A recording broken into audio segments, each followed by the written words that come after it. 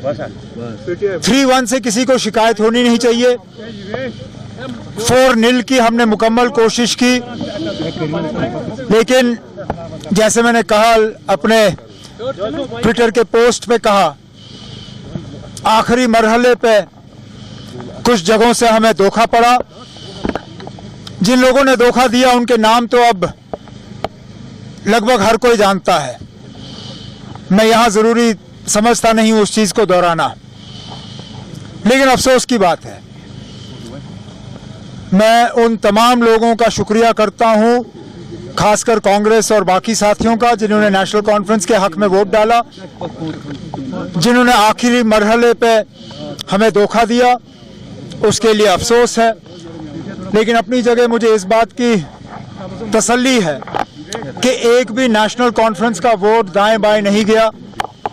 तमाम वोटर जो हैं उन्होंने अपने पोलिंग स्लिप जो है हमारे चीफ एजेंट को दिखाए और एक भी वोट नेशनल कॉन्फ्रेंस का जाया नहीं हुआ। सर, बीजेपी का कहना है कि कल 4 विधायक उनके साथ चले गए और वो तो उन्होंने 40 हुए। कितना बड़ा कंसर्न? ना, कोई कंसर्न नहीं है।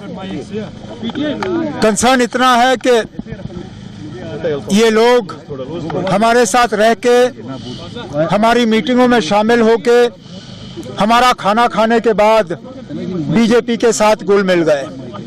अच्छा होता अगर इन लोगों की हिम्मत होती कि वो खुलेआम कहते कि हम बीजेपी की मदद करना चाहते हैं, जिस तरह हमारे हंदवाड़ा के एमएलए ने किया।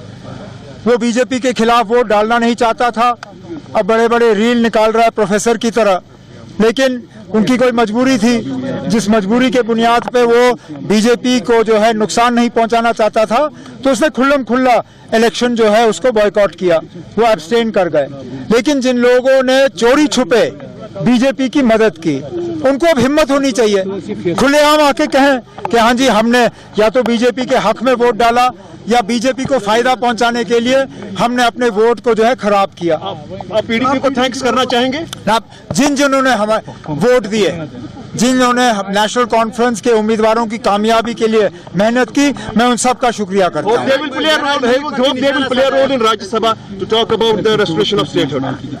हर चीज के लिए हमारे उम्मीदवार जो है राज्यसभा में जम्मू कश्मीर के लोगों की बात करेंगे, न सिर्फ स्टेटहुड, जो असेंबली में हमने रेजोल्यूशन पास किया स्पेशल स्टेटस और कॉन्स्टिट्यूशनल गारंटीज का, उसका भी जिक्र होगा।